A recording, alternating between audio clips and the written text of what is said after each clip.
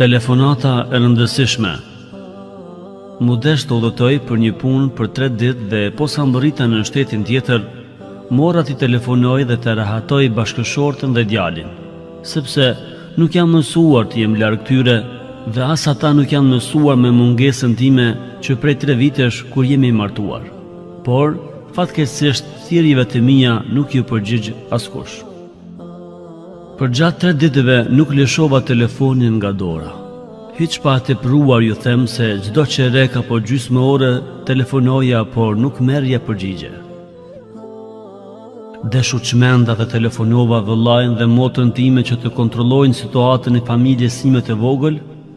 Ata më thanë që gjithçka është në rregull. Nuk e besova. I telefonova vjerës dhe ajo po ashtu më tha se nuk ka asgjë për të shqetësuar. Unë i thash që po pres të më përgjigjen. Prita shumë, por nuk më mori askush në telefon. Ato 3 ditë kaluan, por qenë të gjata sa 3 muaj. Për brenda her përcitja nga zemërimi e her çuditësha dhe përpiqesha ta gjej shkakun. Edhe më shpesh më vinin në përmend dhe zvese të trishtueshme nga shejtani. Kaluan ditët dhe u ktheva në vendin tim. Posa më prekën këmbët në tokën e vendlindjes dhe shluturova drejt shtëpisë. I shqetësuar deri në kulm, heri bia zides e herë trokitja me dorë në derë derisa gruaja më hapi derën dhe ja, përsëri u befasova. Ishte tërësisht e stolisur dhe elegante, më priti me shumë ngrohtësi dhe krejt bukuri. Pasaj ishte djalë ndërsa sytë e mbushur me lot nga gëzimi që do më kërcente në qafë për të më përqafuar. Ustepa nuk po kuptoj asgjë. Shumë shpejt zemërimi po shndrohej në mahnitje, andaj menjëherë pyete bashkëshorten për shkakun e atij njurimin nga i cili mu desh gati të ndërprisja punën dhe të kthehesha në shtëpi sepse mendimet më gjuanin djathtas e majtas. Gruaja me plot qetësi mu përgjigj.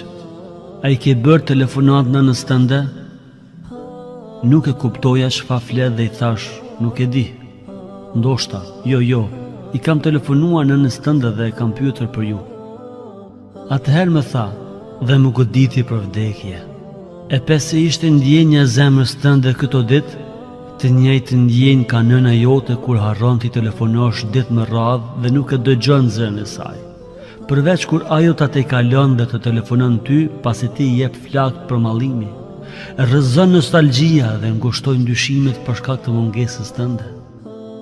Shumë herë u përpoqa të ta tërheq vëmendjen, por nuk pati dobi, e nuk gjeta metodë më të mirë se sa kjo për të ta thënë atë që desha o burri im i dashur. E ula kokën nga turpi përpara gruas sime me mençuri të madhe, edhe pse me vite më e vogël, e kuptova mësimin shumë të mirë. Mori të më jap qelcin e veturës dhe më përshpëriti në vesh. Xheneti yt po të pret. Unë nisa me njëherë të dashuria ime e parë te nëna. Kjo, pasi gruaja ime e urtë, ma mësoi një mësim që nuk do të harroj kurrë. Unë ja di për të mirë këtë gjë, sepse më bëri që ta shpejtoj veten përpara se të vi dita kur keqardhja nuk bën dobi. Faleminderit kësaj gruaje të mençur. Faleminderit nënës së saj e cila aq bukur e kish edukuar. Faleminderit nënës sime e cila aq nusët e bukur zgjodhi për mua.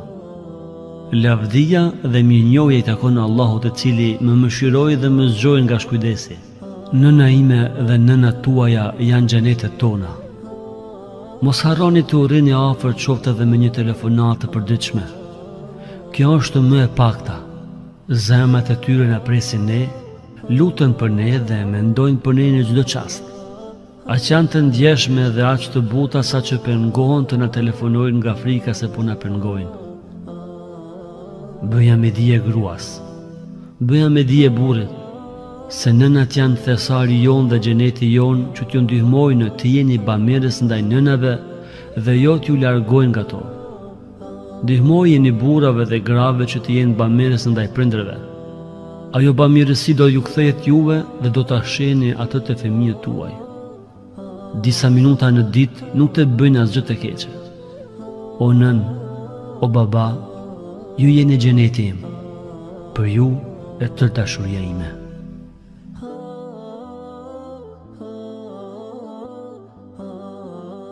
Nga arabishtja përktheu Hoxh Omer Berisha.